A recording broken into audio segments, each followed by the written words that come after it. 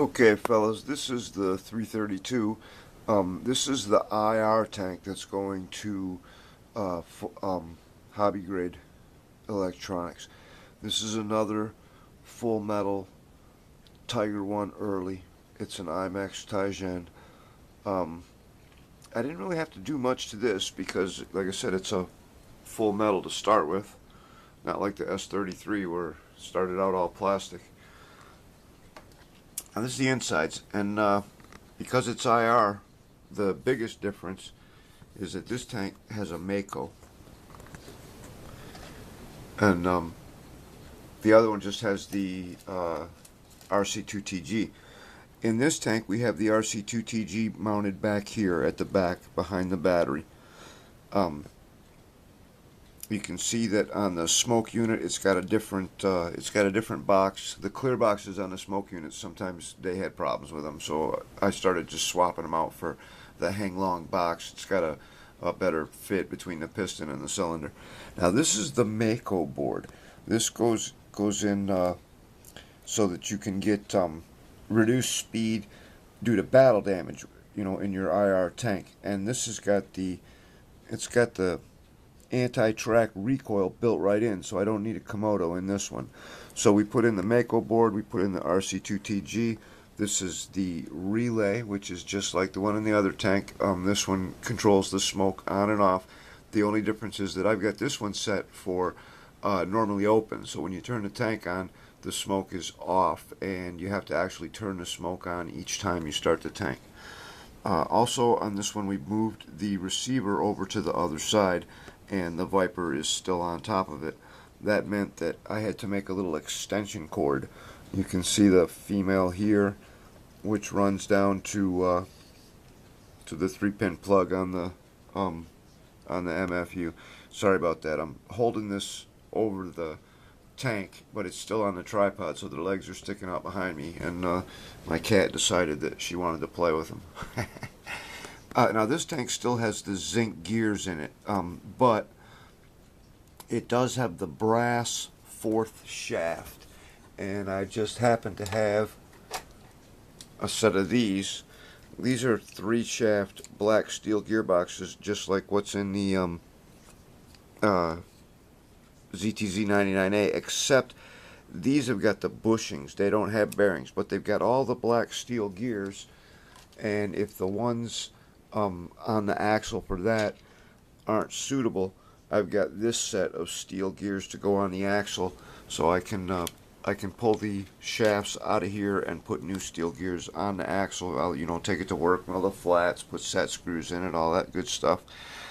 This one's got a more rudimentary screen for splatter on this one. It's just a couple of sheets of styrene that are stuck down in there with a little zap goo. This one also has the additional brace across the center, so I decided to use that, and I used it to secure the wire running across for the volume from the Viper, and I also used it to set the relay down on there. Now on this one, on the relay, I built up a little base underneath with sheet styrene in certain points to get it up high enough to clear all the pins on the bottom, and then I put a flat base underneath that, and then I used the clear Scotch mounting squares to put it in place. Obviously it's had the fan mod. You can see we've gotten rid of the switch for the volume and the smoke. One of the reasons that I moved the receiver over to this side is because in the airsoft tank, the Viper's having a little trouble with EMI. That's one thing I really got to say. I told you guys, Kevin's really good at this stuff, and he truly is. I can't say enough good things about him, and I kind of feel bad for him because he has to work with this MFU. And let me tell you, when he said in one of his videos that they're power hungry, he wasn't joking, man. These things kick out so much EMI, it's just not even funny. To me, on this thing, let me tell you, the MF doesn't stand for multifunction anymore, partners. I don't know. I just have had a lot of problems with these units. There's only certain types of these that'll work with the RC2TG to start with, because they made several different, or at least two different boards in here, or have different codes, two different types of code, or however that works. And when they gave the board to Kevin to produce all this stuff, they didn't tell him that, you know. Uh, so I had to go through my tanks and find the receivers that would work, and I'm not sure what they're going to do about that, but you know, IMAX has got to do something about that. It's because we need to know which boards we got in our tank, you know, which motherboards they are. But Eric's on top of it, and he knows all about it, and I have complete faith in the man, and I'm sure he's going to come up with something. But anyway, that's where we are. Everything's all installed, so let's give it a try, and I'll give you a little demo. Get the radio. Now, I mentioned in the other video that I've been told a lot of things about this, and most of it makes sense, so I follow it. I turn the radio on first. I let the screen come up. Check my voltage, 10.2. The AA batteries don't last very long in this. I got a LiPo pack for it. I'm just waiting for the charger to get here, along with the LiPo batteries for this tank and the airsoft tank. And hopefully they'll be here tomorrow. When I get done, I'll check tracking. Last time I looked, it was in New York, and that was on like Thursday. So anyway, I let the tank come on. Channel 6, so I'm just bring it back to 0. Everything looks good. Turn the tank come on. Turn the tank on. Turn the tank come on. Hello. It's late at night here, guys. I'm kind of punchy. This one doesn't have a Komodo, so you can't wait to hear the Komodo click. So I kind of watch the lights, which I'm not sure what I'll do once I put the top on, but I'll figure out something. But I give it a good few minutes to let everything get situated and all that stuff, and then I back the radio up a little bit, because they say you're not supposed to be closer than 2 feet to the tank with your radio, so.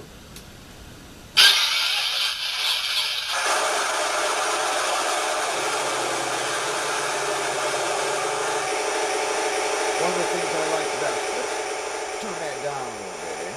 Yeah, I like that. And then smoking it on. So everything is working the way it's supposed to.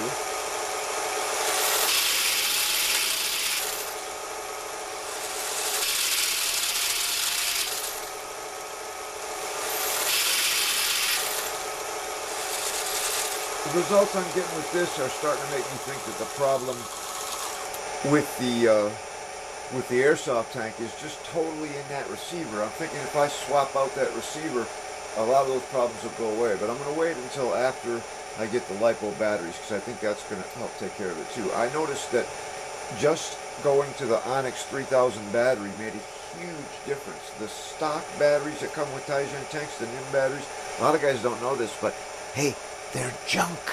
Yeah, that's... I've heard a couple of different dealers say the first thing you should do when you get your tank is throw away that charger and throw away that battery and get something decent up in there. And that's good advice. So there we go. I don't know if this will be the end or what, but well, I will make at least one more video, because I'll put the top on this and get it all buttoned up and give you a